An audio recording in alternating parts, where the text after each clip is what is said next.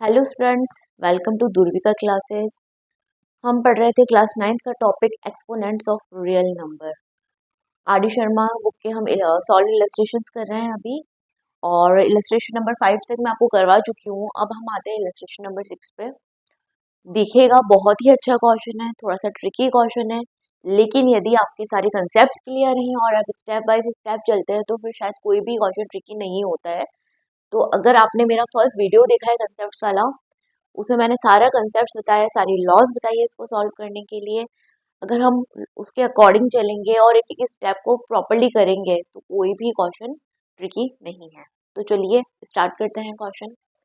Question है 9 raised to n into 3 square into 3 raised to n minus 27 raised to n upon 3 raised to 3m into 2 का cube is equal to 1/27। अगर हमें ये दे रखा है तो we have to prove that m minus n is equal to 1। इसके through हमें क्या प्रूव करना है कि m माइनस m क्या है, 1 के बराबर है। ओके, तो चलिए स्टार्ट करते हैं। यहाँ पे हमारे पास 9m, तो अभी हम देख रहे हैं कि सभी बेसिस में क्या आ रहा है, 3 आ रहा है। यहाँ पे भी 3 है, यहाँ पे भी 3 है। तो इस हम कोशिश करेंगे कि ये जो है 27 और ये जो 9 है, इसको भी हम, इसका भी बेस हम 3 बनाए। तो क्या हम 9 को 3 स्क्वायर लिख सकते हैं? तो हम 9 को क्या कर लिख देंगे, 3 स्क्वायर लिख देंगे। 3 square raise to n into 3 raise to 2 into 3 raise to n minus 27 को क्या हम 3 क्यूब लिख सकते हैं? बिल्कुल लिख सकते हैं। Upon, sorry, whole raise to n, right. नीचे देख रहे हैं क्या है, 3 रेज टू 3m इंटू 2 का क्यूब इज इक्वल टू 1। और 27 को भी हम क्या लिख सकते हैं, 3 क्यूब लिख सकते हैं, या फिर 3 रेज टू 3 लिख सकते हैं। Okay, next. अब हमने लॉ पढ़ा था कि a raise to n whole raise to m, अगर ये होता है तो हम क्या दोनों पावर्स को मल्टीप्लाई कर देते हैं, तो पावर्स क्या हो जाती है, a रेज टू mn हो जाती है।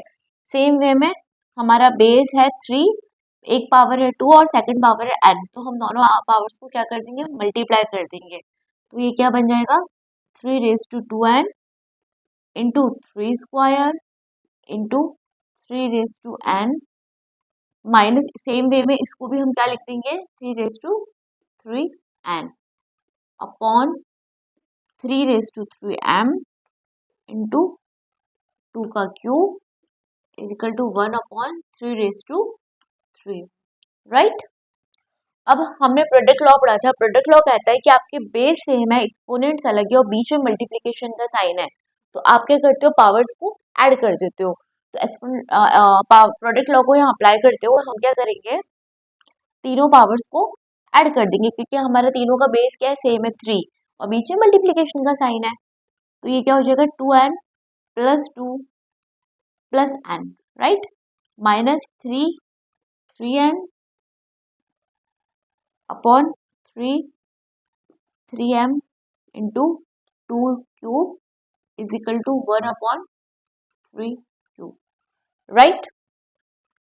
नेक्स्ट क्या करेंगे हम, जब ऐड करा हमने पावर्स को, तो 2n प्लस 2 प्लस n, तो 2n प्लस n क्या हो जाएगा, 3n हो जाएगा, राइट।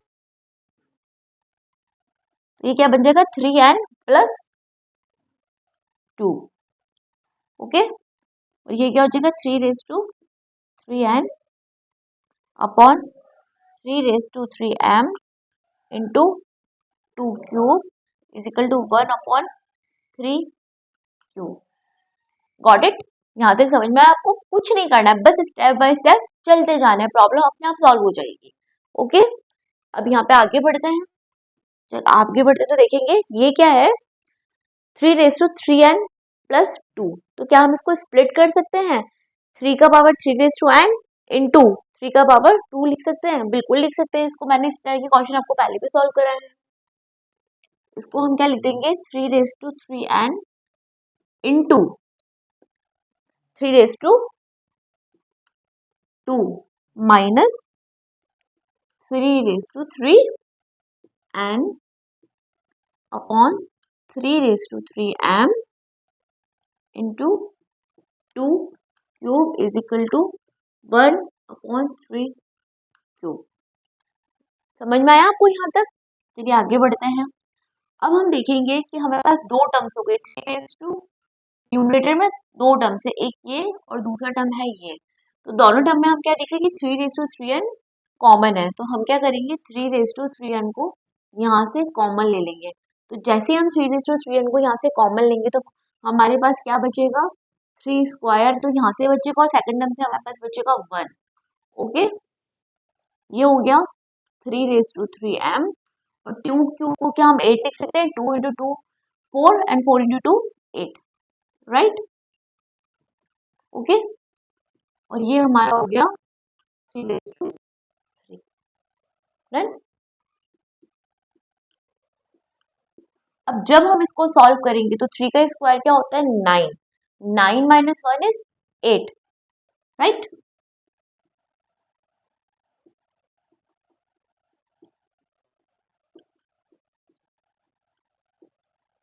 तो ये 8 इस वाले 8 से कट जाएगा। तो फाइनली हमारे पास क्या बचा, 3/3n upon 3/3m is equal to 1/3 cube. अब हमने क्वोशंट लॉ पढ़ी थी। क्वोशंट लॉ कहती है कि आपके बेस सेम है, एक्सपोनेंट्स अलग है और दोनों डिवीजन में है, तो नीचे वाला एक्सपोनेंट ऊपर वाले एक्सपोनेंट में जाके माइनस हो जाता है। तो सेम वे में हम क्या करेंगे, 3n - 3m दोनों एक्सपोनेंट्स को माइनस कर देंगे। और अभी अब हम इस वाले टर्म को न्यूमरेटर में ले आए, तो RHS को भी हम क्या करेंगे, न्यूमरेटर में ले आएंगे। तो जैसे ही हम 3/3 को न्यूमरेटर में लेकर आएंगे तो ये पावर क्या हो जाएगा, नेगेटिव हो जाएगा। जैसे नेगेटिव लॉ क्या कहती है कि पावर को अगर पॉजिटिव करना है तो उसका रेसिप्रोकल लेके आप डिवीजन डिनोमिनेटर में ले आओ। तो सेम वे में अगर हमें न्यूमरेटर में लाना है तो पावर क्या हो जाएगी, नेगेटिव हो जाएगी, राइट। तो ये पावर ऊपर जाके क्या हो जाएगा, 3 - 3 बन जाएगा। अब हम देख रहे हैं इधर से भी ये 3/3n - 3m है और ये 3/3 है। इस 3 को हम इधर से कट कर देंगे। तो अभी फाइनली हमारे पास क्या बचेगा, अगर बेसेस सेम होते हैं, अब हम देख रहे हैं, कट भी मत कीजिए, हम क्या देख रहे हैं, बेसेस सेम है, 3 है, ये भी 3 है। तो जब दोनों बेसेस सेम है तो हम हमारे जो एक्सपोनेंट्स है वो भी क्या हो जाएंगे, बराबर हो जाएंगे, इक्वल हो जाएंगे एक दूसरे को। तो इस अकॉर्डिंगली हम क्या करेंगे, 3n - 3m is equal to -3 लिख सकते हैं, क्योंकि इसका बेस भी 3 है, इसका बेस 3 है, तो एक्सपोनेंट्स भी दोनों एक दूसरे के इक्वल हो जाएंगे। ठीक है, जब इसको सॉल्व करेंगे तो इधर से हम क्या करेंगे, 3 को कॉमन लेंगे। जैसे ही हम 3 को कॉमन लेंगे तो क्या बचेगा, n - m बचेगा, और इधर से क्या बचा, -3 बचा, है ना, राइट। तो 3 से 3 को कट कर देंगे। ओके, तो फाइनली हमारे पास क्या बचा, n - m is equal to -1। Okay, अब हमें क्या प्रूव करना था, m - n is equal to 1 prove करना था। ओके, अब हम क्या करेंगे, LHS को RHS में ले जाएंगे और RHS को LHS में ले आएंगे। तो जैसे ही हम करेंगे तो ये 1 इधर आके पॉजिटिव हो जाएगा, ये m उधर जाके पॉजिटिव हो जाएगा, और n जो नेगेटिव था वो क्या हो जाएगा, सॉरी पॉजिटिव था वो क्या हो जाएगा, नेगेटिव। तो फाइनली हमारे पास क्या बचेगा, m - n is equal to 1। यही तो हमें प्रूव करना था, m - n is equal to 1। कर दिया हमने प्रूव ये। ठीक है, तो बस हमें करना क्या था, हमें स्टेप बाय स्टेप चलना था, कंसेप्ट को याद रखते हुए। तो हमारा प्रॉब्लम कैसा भी प्रॉब्लम हो हम इजीली सॉल्व कर सकते हैं। Thank you.